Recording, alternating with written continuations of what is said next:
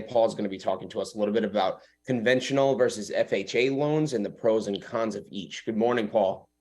Good morning, Andrew. Thank you for the introduction. Most listeners, they probably realize there are some myths that people associate with both type of mortgage programs. And so I just wanted to talk about, a little about each and kind of what would make sense and what wouldn't make sense based on the situation.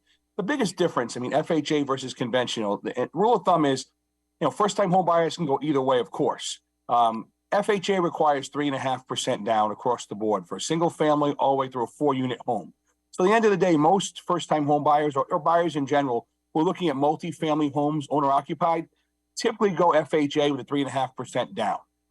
Because with conventional, it requires as much as 20% down on 3 or 4 units and 15% down on 2 units. So with that being said, you can see right away the biggest difference. You're looking at single-family homes. I think conventional is definitely in the discussion. With the multis, unless you have a substantial down payment, FHA is obviously the way that most borrowers go.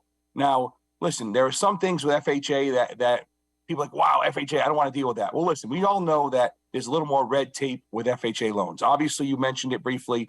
We have situations with, the appraisals. They talk about, okay, does a house have chipping paint, maybe something with railings not being there, or with, issues with, say, plumbing/heating systems. So they're a little bit more, more involved, the appraisals. But by no means is FHA a poor deal. To be honest with you, I have borrowers who have 700-800 credit scores. They go FHA because, with a multifamily home, it's a lesser down payment. So that's the first thing.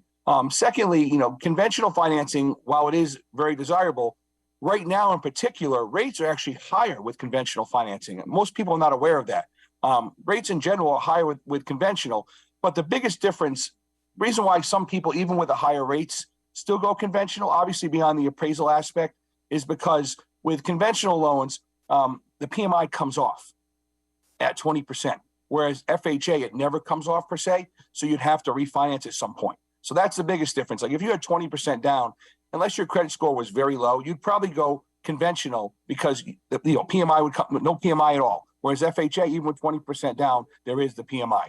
Another part of the FHA that some people don't like is with FHA loans is also an additional fee you pay up front, which is 1.75% of the overall loan amount. So that they call that the MIP.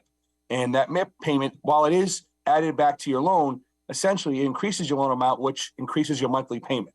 And something else with FHA that I always like to mention is, obviously it's a great opportunity for someone with maybe a lower credit score or lesser down payment. But keep in mind, too, that PMI is traditionally a little higher on FHA loans as well. But one other thing that's important to note with these two products is that with FHA, you can only have one FHA loan at a time. So even if you purchased a home, it was 5 years ago, a 3-family home, and now you want to move out of the house, okay, great. But you can't purchase another home with FHA financing. That's something that most people maybe are not aware of. So you'd have to either refinance your current property that you're in, or you'd have to go conventional. So that's the thing. With conventional, you can have numerous loans out at once, because we can do investment properties as well.